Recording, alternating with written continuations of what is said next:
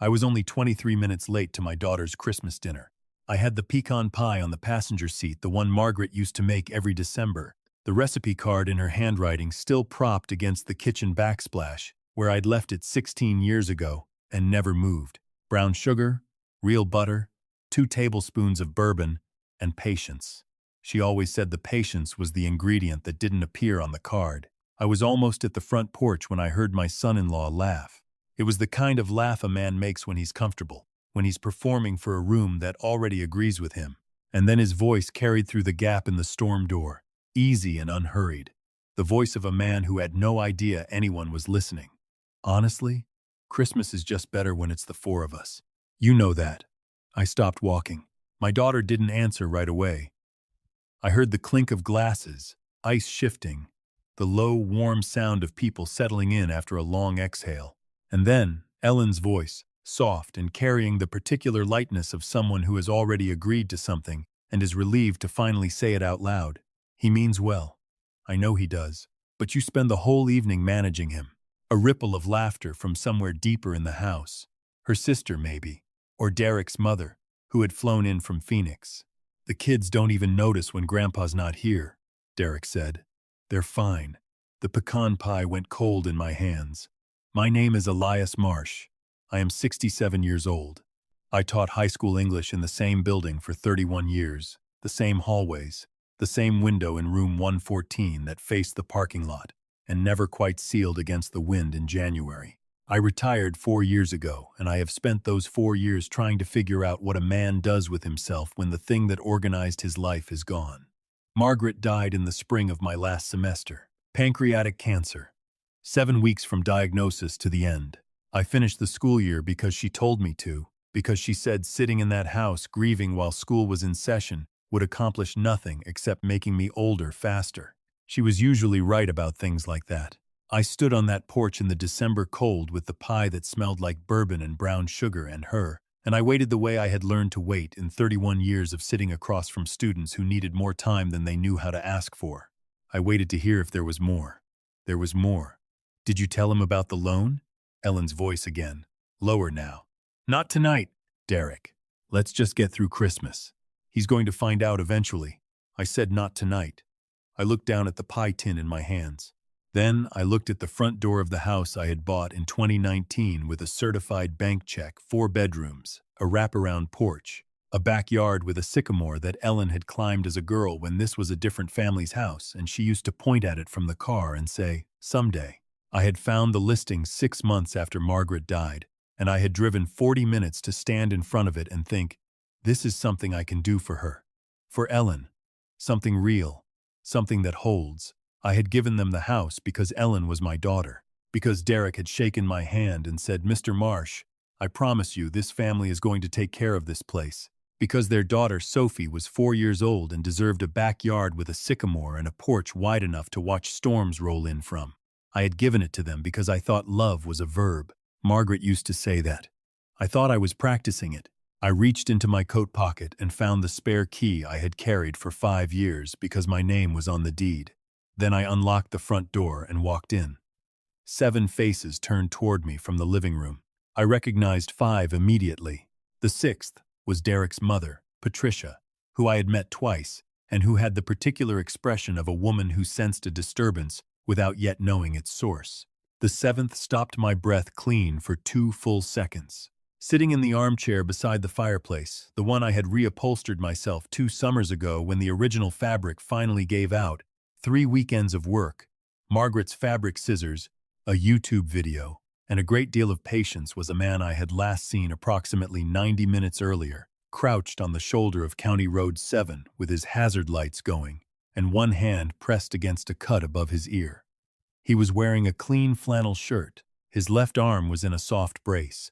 He had a glass of sparkling water in his right hand, and the particular stillness of a man who has recently been frightened out of proportion and has not yet fully come back from it. His name was Gerald Foss.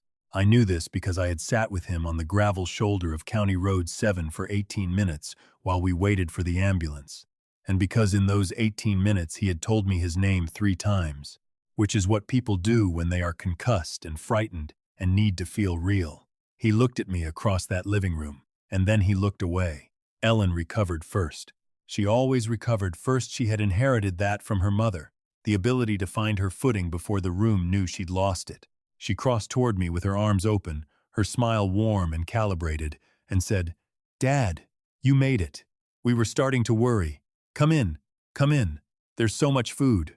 I set the pie on the sideboard, the mahogany one I had carried in through that same front door 3 years ago because the moving crew had deemed it too heavy, and I had decided that was not acceptable.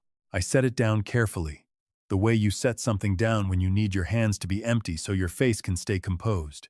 And then a small body hit me at the knees. Grandpa, Sophie, 6 years old, wearing a reindeer headband, smelling like cinnamon candles and the apple cider she had clearly been drinking with adult enthusiasm. She wrapped both arms around my leg and squeezed hard. "I saved you a seat. I put my drawing on it so nobody would sit down." I crouched to her level. Her eyes were wide and bright and entirely uncomplicated, the eyes of a child who had not yet learned to manage a room. "Did you make the drawing for me?" I asked. "It's us fishing," she said. "At the lake house. You and me and the blue boat." My throat did something I was not prepared for. I kissed the top of her head, straightened up, and looked around the room. Derek had both hands wrapped around his cocktail glass. Gerald Foss was examining his sparkling water with the focused attention of a man who would very much prefer to be somewhere else. I pulled out the chair Sophie had saved. I sat down. I shook out the cloth napkin. I reached for the serving spoon. "I'm glad you all started," I said pleasantly. "Before I forget, I'm putting this house on the market January 2nd.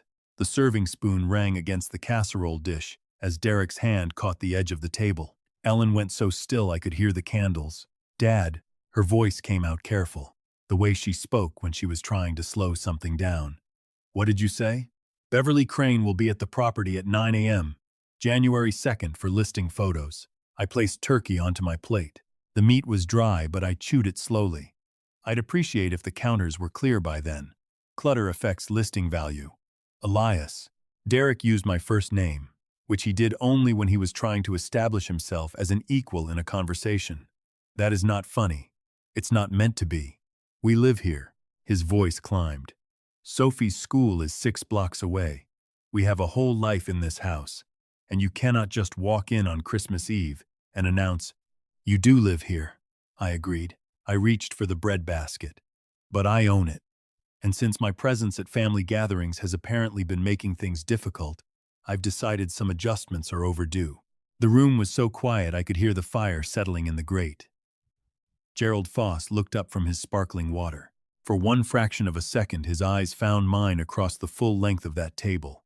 And in that fraction, I saw everything clearly: the recognition, the debt, the shame of a man who understood exactly what he owed and could not make himself pay it in this room, in front of his son-in-law, in front of the family that had arranged itself so carefully around a version of events that did not include what he knew. Then he looked back at his glass. Sophie tugged my sleeve. "Grandpa, can you pass the cranberry sauce?" "Of course, sweetheart," I said. "Of course I can." Derek set his glass down. "Dad." He had shifted to the tone he used when he wanted to sound measured, patient, reasonable. The tone I had watched him use on Ellen for 6 years when he needed her to feel like the unreasonable one. "You have been talking about this for a long time, and I understand you're upset about something tonight, but this is not the way." "What loan, Derek?" The table went absolutely still. He opened his mouth, closed it. "I heard you through the storm door," I said. "Before I came in. You told Ellen not to tell me tonight. So I'm asking directly, what loan?" Ellen's hands came flat to the tablecloth. She was looking at her husband with the expression of a woman watching a structure she helped build begin to lean. "Derek, it's a refinancing situation," he said. "It's complicated. It's something we were going to explain after the holidays when there is no mortgage on this property," I said. "The deed is recorded in my name at the county recorder's office. Every property tax statement for 5 years has gone to my address. There is no loan against this house without my signature. So I am going to ask you one more time, and I would appreciate a direct answer. What loan?" Derek's jaw tightened. Patricia, his mother, had set her fork down and was looking at the centerpiece with the focused attention of a woman who had attended enough family dinners to know when it was time to become invisible. "We applied," Ellen said quietly. Her voice was flat, not angry, flat, the way a voice gets when it has traveled past anger into something more exhausted. 6 weeks ago, we applied for a home equity line against the property. We were told, someone told Derek, that as occupants, someone told you incorrectly, I said. The property is not collateral you have access to. You are occupants without a lease agreement because I trusted my daughter. That trust and a deed are two entirely different legal instruments. The fire cracked in the grate. Outside, snow had begun coming down in the particular soft way it does in this part of Ohio the week before Christmas. Unhurried, indifferent, covering everything at the same slow pace. I want you to understand something, I said, and I kept my voice level because I had decided somewhere between the porch and this chair that I was not going to perform the anger tonight. Anger was what they expected. Anger was something Derek in particular knew how to redirect, to frame, to make the story of rather than the thing that was actually happening. For 5 years I have paid the property taxes on this house. I replaced the furnace in the second winter because the original unit failed in February and your children were cold. I re-roofed the back section last spring at my own expense because the contractor I sent told me the flashing was compromised and you had apparently decided it could wait. I have been the invisible infrastructure of this household because I told myself that was what a father did, what a grandfather did. I set my fork down. Last spring, I asked if I could come for Sophie's birthday. You told me it wasn't a good weekend. I asked about Thanksgiving this year, and Ellen told me the kids had a lot going on. I have driven 40 minutes in each direction to be here for every Christmas for 5 years, and I have sat at this table feeling like a guest in a house with my name on the deed. I looked at my daughter. I love you. I have loved you since before you could say my name. But I made the same mistake with you that I made with most things I loved. I confused patience with permission, and that ends now. Ellen pressed her fingers against her mouth. Her eyes were bright and wet, but she was not crying yet. She was holding it. Gerald. I looked at him directly for the first time since I had walked through the door. He looked up slowly, the way a man looks up when he has been trying not to be called upon and has known the whole time that he would be. You know why I was 23 minutes late tonight, I said. The room did not understand this yet. Derek looked between us with the confusion of someone missing context. Patricia had gone very still. Gerald Foss put both hands flat on the table.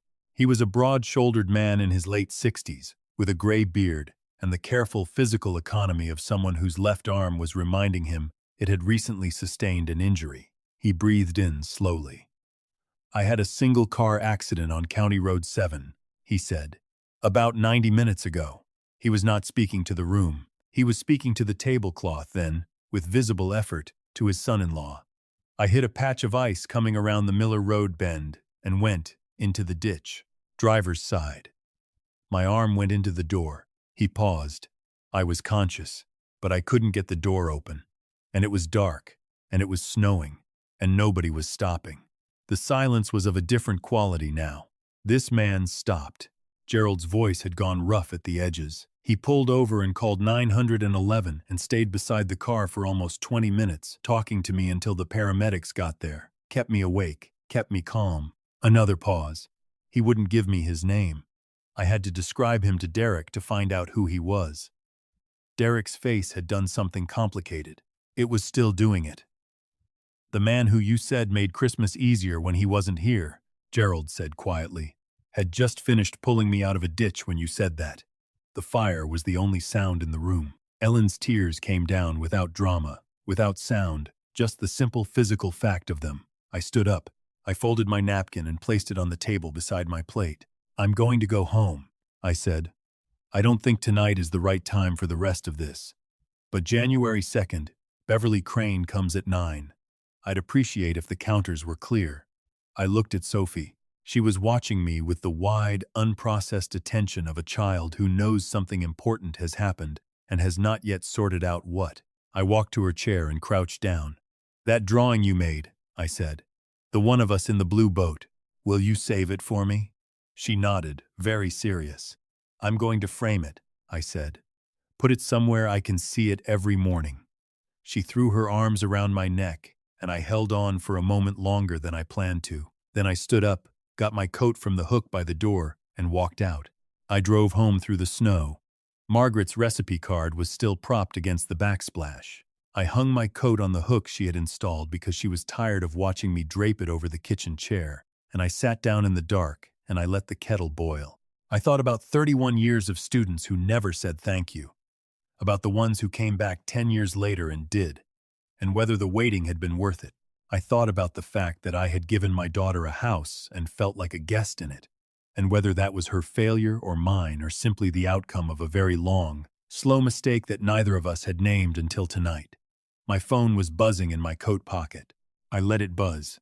I opened the laptop and pulled up the county property records. Owner of record, Elias James Marsh. Date of acquisition, the 3rd of March 2019. Encumbrances, none. Then I opened the bank portal and navigated to the joint account I had opened for Ellen and Derek 3 years ago. What I had told myself was an emergency buffer, a safety net, the kind of practical love that doesn't require a card. I scrolled 90 days. The numbers told a story in the patient, in different way that numbers do when they have been waiting for someone to read them. A furniture store on October 9th. A spa appointment on November 4th. A weekend hotel in a city 2 hours away that neither of them had mentioned to me. And at the bottom, 5 weeks ago, a cash withdrawal. ATM. No description. $4,100. I sat with that for a long time. Then I navigated to the account management page and removed both of their names from authorized access. I transferred the balance to my personal savings. I closed the account.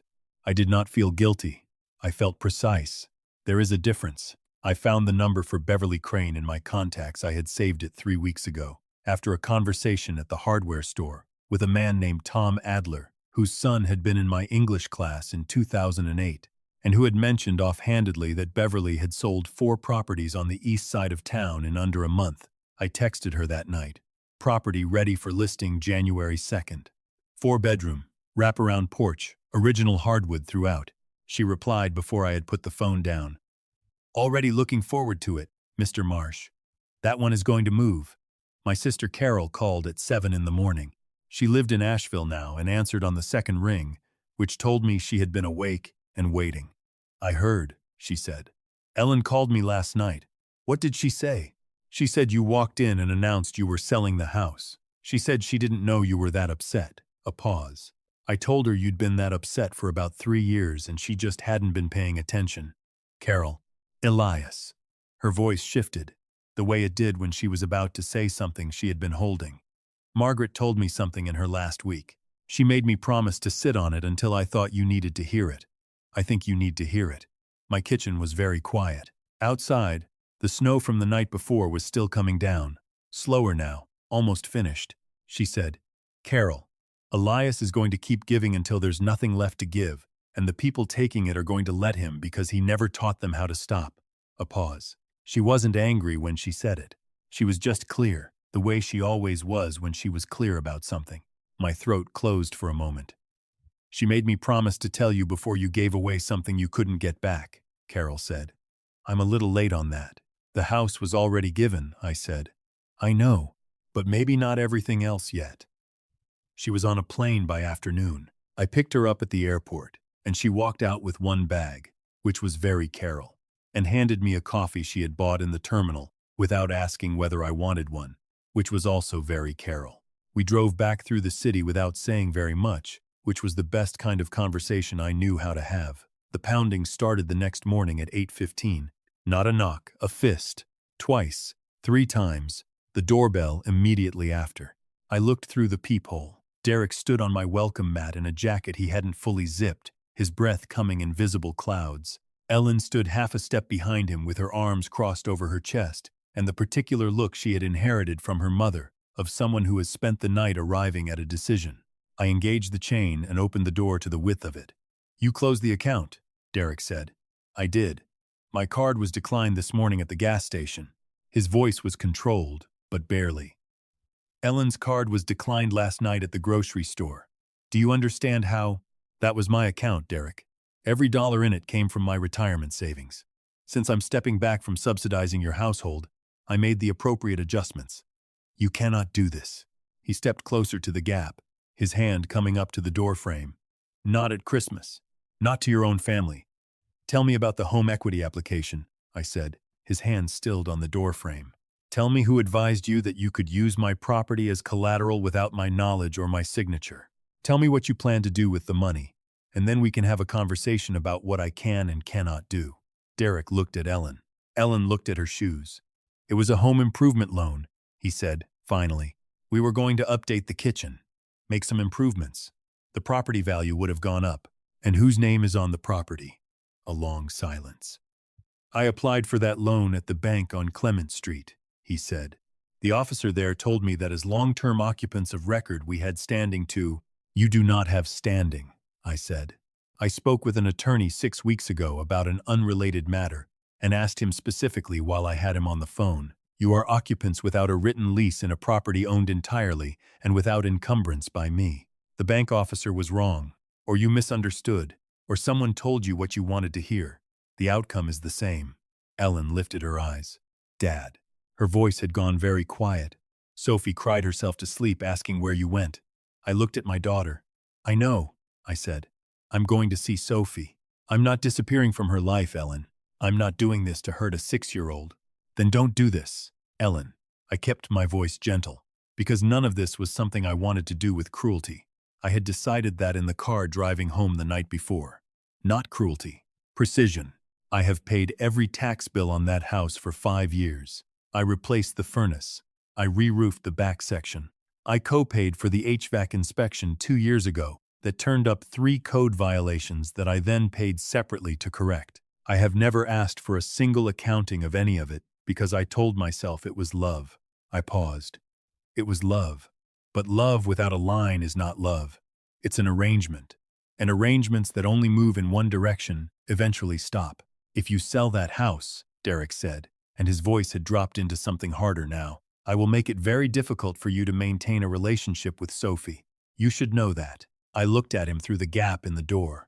Ohio Revised Code Section 3109.051, I said. Grandparent Visitation Statute. Allows grandparents to petition for court-ordered visitation when access has been unreasonably denied. I am aware of it because I looked it up 6 weeks ago. Not because I planned any of this. Just because I like to know where I stand. Derek's jaw shifted. Take Ellen home, I said.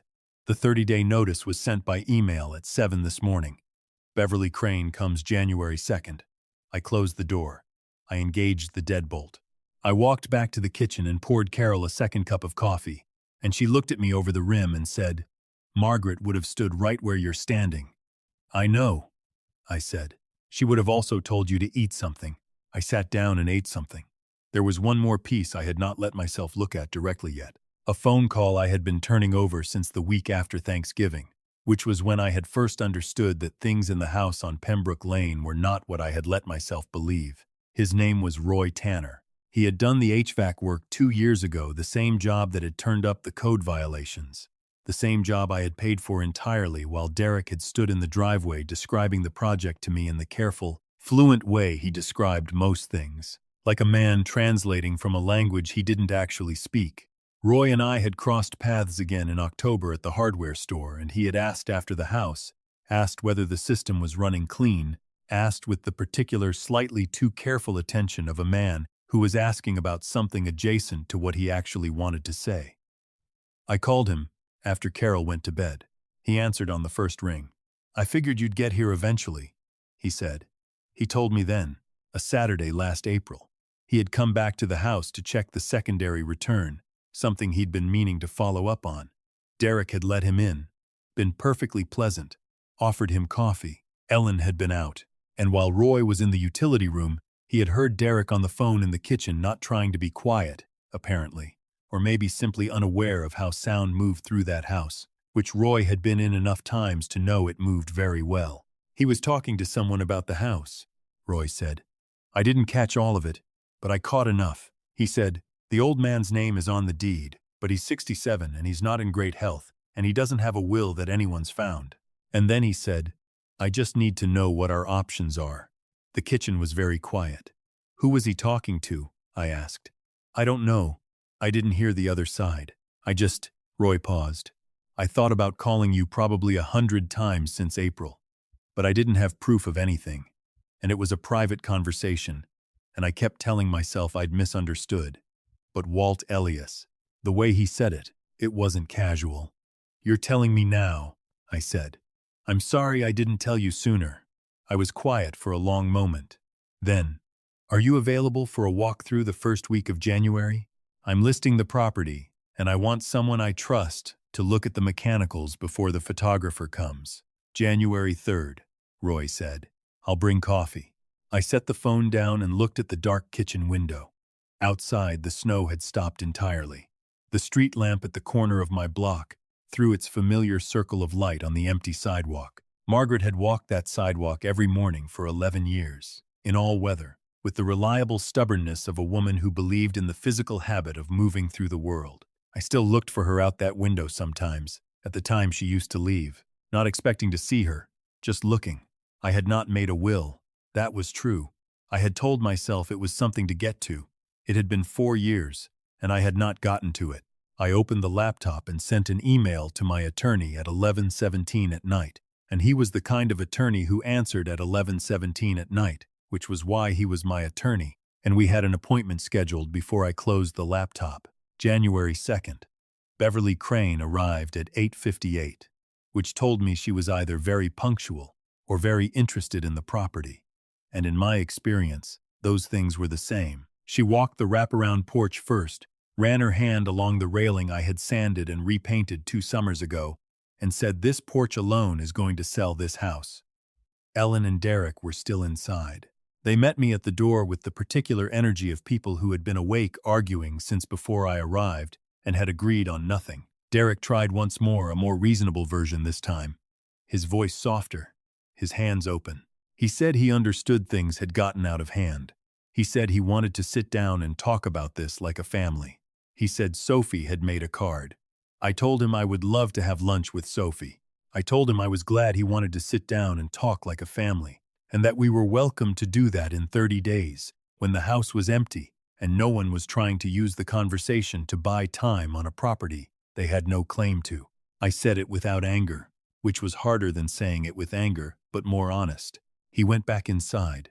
Roy came at 9:30, walked the mechanicals, declared everything sound, and shook my hand at the door. Beverly spent an hour with her camera and told me the morning light through the back windows was something special, and that the reading nook off the upstairs hallway, the one I had framed and finished myself, the winter of 2020, built-in shelves on 3 sides. Window seat with the cushion Ellen had picked out was going to be in every listing photo because it was the kind of thing that made people walk into a house and know. The listing went live on January 4th. By January 7th, there were 3 showings scheduled. By January 9th, there was an offer, clean financing, $12,000 over asking, flexible on close. I signed the acceptance before noon. Carol called while I was still at the table with the paperwork. Margaret always said that house was going to suit someone perfectly, she said. She just thought it would suit you. She was right about most things, I said. She was right about all things. We just didn't always hear it in time. The transfer paperwork was signed on February 1st. Ellen and Derek moved to a 2-bedroom apartment across town, closer to her job, 3 bus stops from Sophie's school. Sophie called me the day they moved in and said, "Grandpa, the bathroom here is very small." And I said, "That is probably good for building character." And she said, "I do not want to build character. I want a yard." I told her we would find her a yard. The proceeds from the sale settled on February 10th. I moved the bulk into a retirement trust I should have built 5 years earlier, and kept a portion for the camper van I had been pricing since October, a Ford Transit that had been converted by a craftsman in Indiana with more patience than I had cedar panels on the walls, a narrow cot, a camp stove, a fold-down writing surface beneath the window. Margaret had a list. I had known about the list for 20 years and done nothing about it, because there was always a reason not to the school year, the mortgage, her health, my retirement, and then after she was gone, the particular inertia of grief that wears the clothes of responsibility. The list was in a spiral notebook in her handwriting. National parks, mostly. Some coastline, a lighthouse in Maine she had read about in a novel and decided must be seen. A diner in Taos she had clipped from a magazine in 1997 and folded into the notebook between 2 pages. The notebook was on the passenger seat when I pulled out of my driveway on February 18th. But before that, the morning of February 15th, my phone rang with a number I didn't recognize. One long ring. I had been expecting it, the way you expect weather that has been building for days and finally arrives. "Mr. Marsh," Gerald Foss's voice, careful and direct. "I hope I'm not calling at a bad time." "Not at all," I said. "I want to apologize." A pause. "I knew who you were the moment you walked through that door on Christmas Eve. I recognized your face and your voice, and I sat at that table for 2 hours and said nothing. I told myself I didn't want to make things complicated for Derek and Ellen. I told myself it wasn't my place." Another pause. Longer.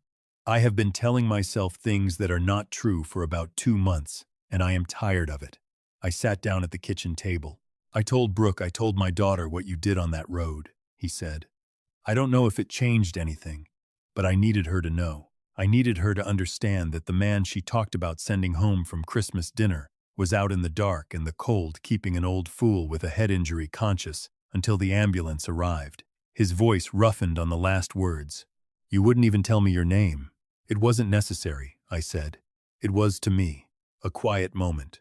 "Mr. Marsh, I am not asking you for anything. I just need you to know that I know what you did and what I didn't do, and that those two things sitting next to each other have not been comfortable." "Gerald," I said, "are you doing all right?" "Your arm."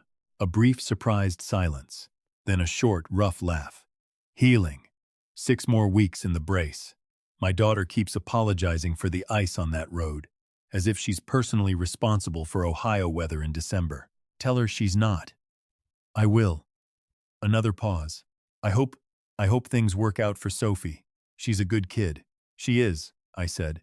"She's going to be fine." We talked for another few minutes about nothing important, and then he said goodbye, and I set the phone on the table and sat with it for a while. The rosemary Margaret had started from a cutting was still growing on the windowsill. I watered it every morning, the way she had taught me. Not too much, just enough. It seemed important to keep the things she had kept alive, still living. The night before I left, I finished the bookcase. I had been building it since November, white oak, hand-cut dovetails because I was 67 years old and I could still do it if I took my time. 3 shelves fitted to the precise height of a 6-year-old's arm reach, with a small drawer at the bottom where a child could keep important things. I had burned her name into the side panel. Sophie. Small, clean letters, the way you carve something when you mean it to last. I wrapped it in a moving blanket and drove it to Carol's house, where it would stay until Sophie had a bedroom to put it in, and where Carol would explain what it was and where it came from, and make sure Sophie understood that her grandfather had built it with his hands, and that was how she should remember it. Carol met me at the door. "She's going to love it," she said. "I know," I said. She hugged me in the doorway, my younger sister who had always been braver than me and had spent 40 years pretending otherwise out of consideration for my feelings. I held on for a moment. "Margaret would be proud of you," she said. "I know that's not why you did it, but she would be." "I know she would," I said.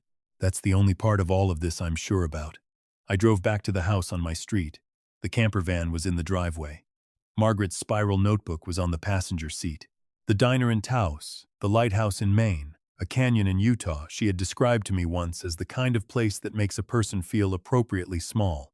I had a list written in her handwriting, and 31 years of patience, and a Ford Transit that ran clean, and a great deal of road between here and all the places I had been too busy to take her. I watered the rosemary one last time. I turned off the kitchen light and stood in the dark for a moment, listening to the house the way you listen to a place when you know you are leaving it and you want to carry the sound with you. The tick of the pipes, the faint voice of the wind at the corner of the roof, the small, ordinary music of a life that had been quietly well lived, even in its mistakes. Then I walked out. I locked the door. I got into the van and started the engine. The radio came on without my asking. Something soft, something instrumental. The kind of music Margaret used to hum along to in the car without realizing she was doing it. I backed out the way my father had taught me in the church parking lot when I was 16, checking both mirrors, unhurried. At the end of my street, I stopped. In the rearview mirror, Carol was standing on the sidewalk in front of her house 1 block over, both hands raised. I raised one hand through the glass. Then I turned west. Somewhere between here and the first circle on Margaret's map, past the flat fields and the gray winter light and the long American distance of it all, there is a diner in Taos that she never got to. There is a lighthouse in Maine she read about in a novel on a Tuesday afternoon and dog-eared the page. I have her notebook. I have time. I have finally learned, a few years later than I should have, that those two things together are enough. If you have been the quiet foundation of someone else's life, the one who pays, who shows up, who gives and asks nothing, and tells yourself that is what love looks like, hear me. You are allowed to take up space. You are allowed to matter in rooms where you have been paying the rent. Do not wait for a storm door left open in December to tell you what you are worth. That is not wisdom.